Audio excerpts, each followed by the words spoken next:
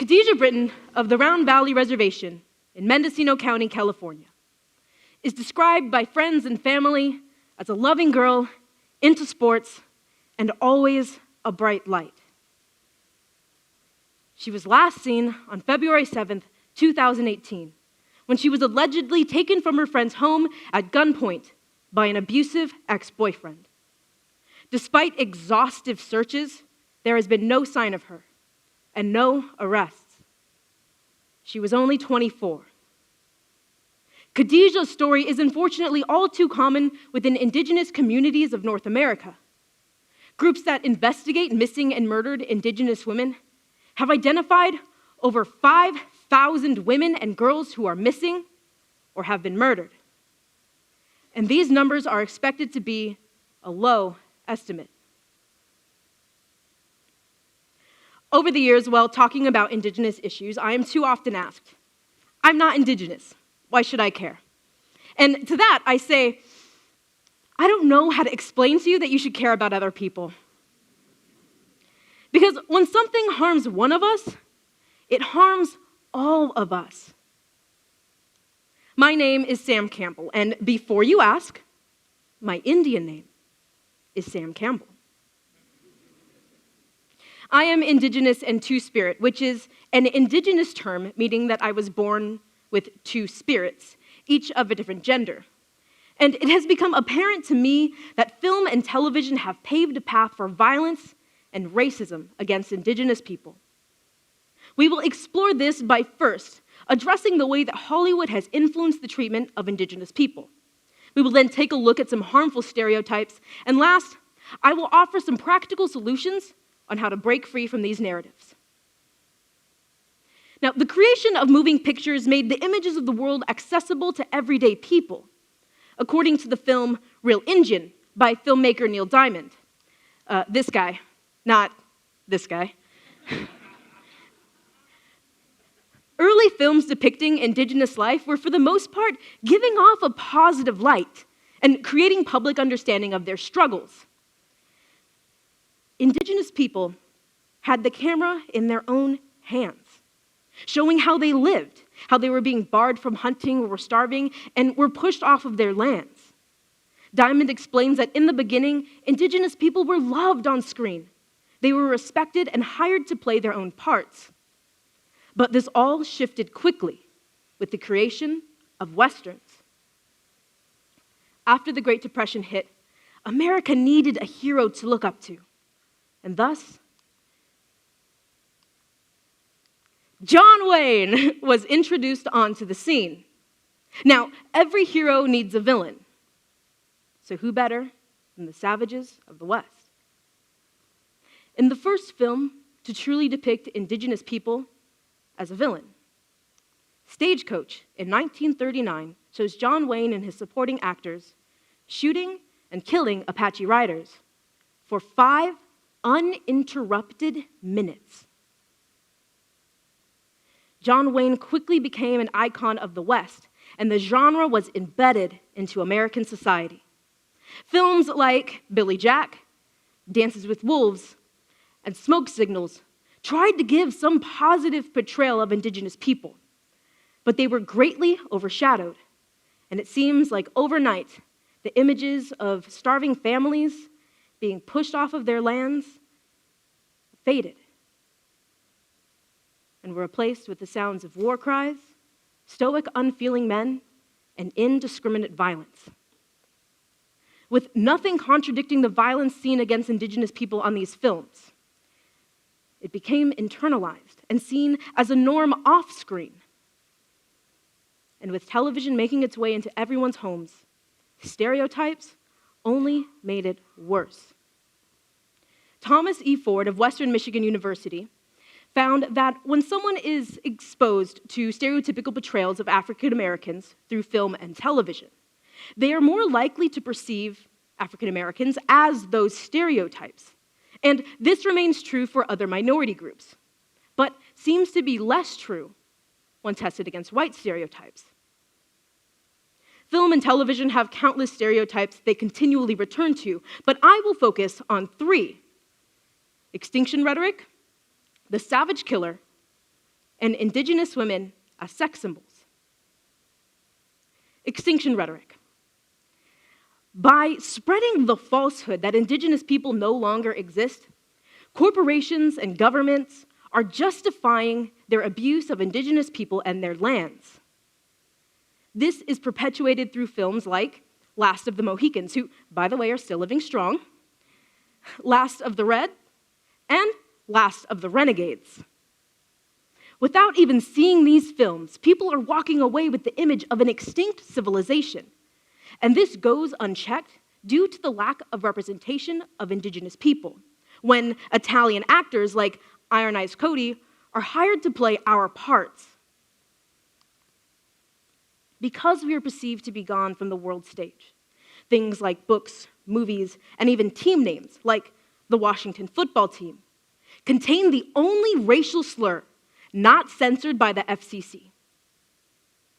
And when we do speak out against this, we're met with comments like, "Oh, I thought you were extinct," and "You're like Hiawatha." How? I mean, I don't walk up to you and say, "Oh, you're from England? Yo, I thought the plague wiped you all out." Or, this one's my favorite, "Oh yeah, I'm 1/16 French. My great-great-grandmother was a European princess." Next, let's take a look at the savage. Through films like Northwest Passage, Comanche Station, and Fort Apache, the message that all Indigenous people were savage killers became fact. We've seen the Indigenous scalper, but not the white man collecting money for the, quote, red-skinned scalps that he was bringing back to town. And Indigenous people protecting their lands from invaders were seen as murderers that needed to be hunted down. The world has painted all Indigenous people as these brutal killers, while forgetting that General Custer would ambush and kill unarmed women and children. When someone is painted as a savage or a renegade, they are labeled as uncivilized, implying that they aren't human. And after hundreds of years of dehumanization, it seems that people are less upset about sacred sites being bulldozed than they are about Spider-Man leaving the Marvel Universe. Now, when you put these two stereotypes together, the effects become extremely dangerous. In the book, Alaniso Bomsuin, by Rudolph Lewis, he explains that Hollywood has created two main depictions of Indigenous women as sex symbols.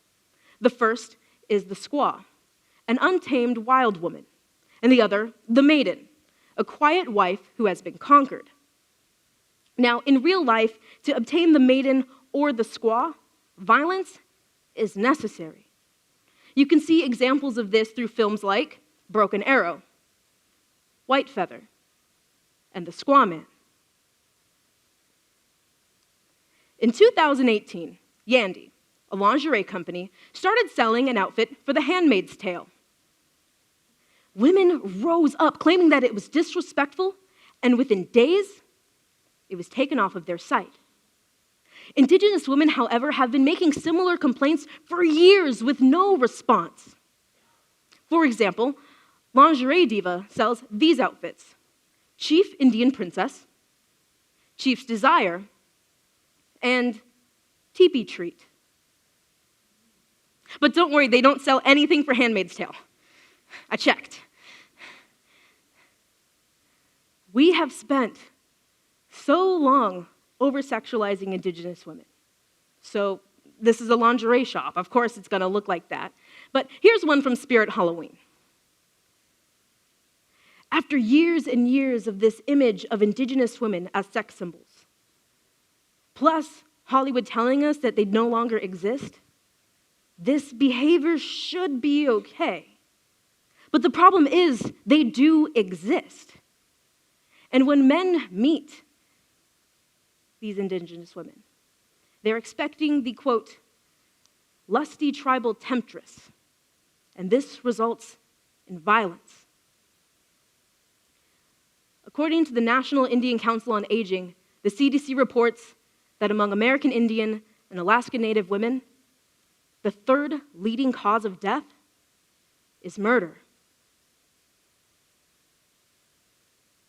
Now, these effects can seem extremely daunting, but there are things that we can do to break free from this.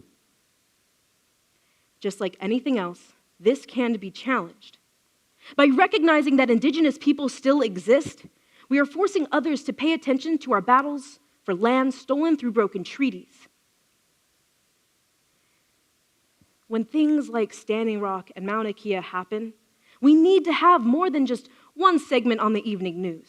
Having real-life positive representation of Indigenous people in things like books, movies, politics, music, art, and so much more inspires people to step up and speak out.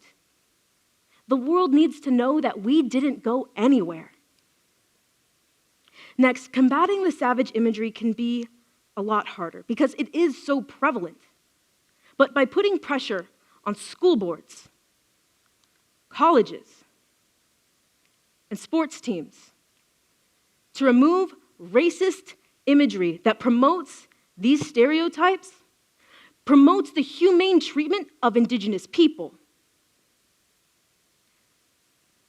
It's time that we recognize that Westerns are not accurate portrayals of the past.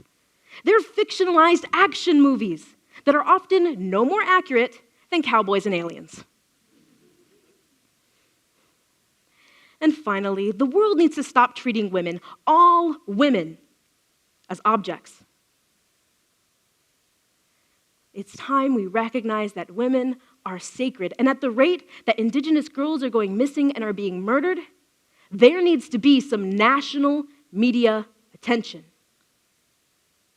Savannah's Act, a bill named after pregnant 22-year-old Savannah LaFontaine Greywind, a young girl who was murdered, dumped in a river after having her baby cut out of her stomach, would require Congress to be presented with statistics on missing and murdered women, Indigenous women, every year. But it has continually been blocked on the Senate floor since 2017. Additionally, it wasn't until April of last year, 2018, that the Amber Alert system was expanded onto reservations after 11-year-old Ashlyn Mike was abducted and murdered. Changing these narratives saves lives. Now, all of this is really big picture. So, here are a couple smaller everyday things that you can do to help. I hate to break it to you, but pizza nor Beyonce are your spirit animal. Finding one's spirit animal is a sacred ritual that cannot be replaced by books on whatismyspiritanimal.com. And no, your budget meeting is not a powwow, it's a meeting. Powwows originated out of the inability to practice any Indigenous songs, dances, or prayers due to it being illegal until 1978. And it's time we take Indigenous people seriously. No one wears the Pope's papal tiara to Coachella, so why wear our sacred symbol? And a college wouldn't decorate their logo with a Medal of Honor, so why use a feather that holds a similar meaning?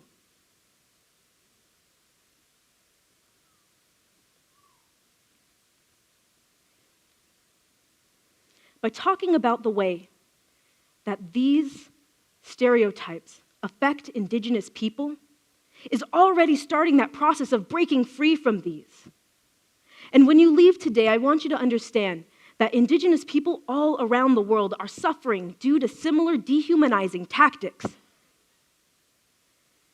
Changing the way that we talk about this attempted genocide changes the way that the world treats an entire race of people, because we are still here. Standing up to racism is standing up to a system that is built to subjugate people of color and allows for white supremacy to keep its grasp tight on our world.